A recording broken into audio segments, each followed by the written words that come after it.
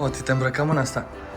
Salutare, salutare! Azi voi organiza pentru prima oară primul fitness bootcamp la Ardut, alături de niște oameni super faini. Suntem aproximativ 20 de oameni.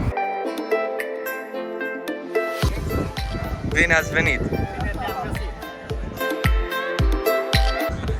Doamne le ajută! Zi-mi ce te aștepți să găsești aici. Oameni faini și multă energie. Cam majorat la 4:05, cam așa, și în un oraș în care și tot ai venit la bootcamp, bineînțeles.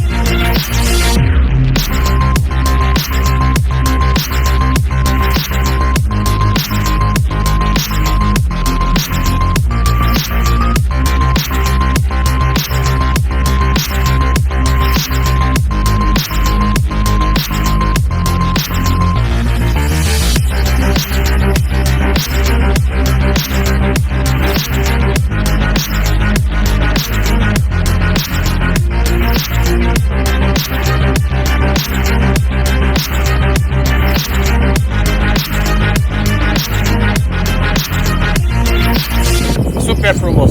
Să mai dechem și la anul. A fost foarte puizant, dar mi-a plăcut. Aș mai veni. A fost o inițiativă foarte frumoasă, merită venit din plin. Super bune! Amazing, super tare. Mai vreau. Super super tare. Prima dată că am venit pe genul la un tur din ăsta, dar mă bucur că am cunoscut așa o echipă faină. Antrenant, competitiv și super fain. Ba extraordinar și te rog să o ții tot așa. E senzațional, mai rupt în două la propriu. Ție cum ți s-a părut? El ca spectator, Cu Gaga? peste vreo 15 ani vine și el. Mă, de ce zici? Ce părere ai? Perfect. Ca spectatoare, next time să fiu în linie. Prezentă.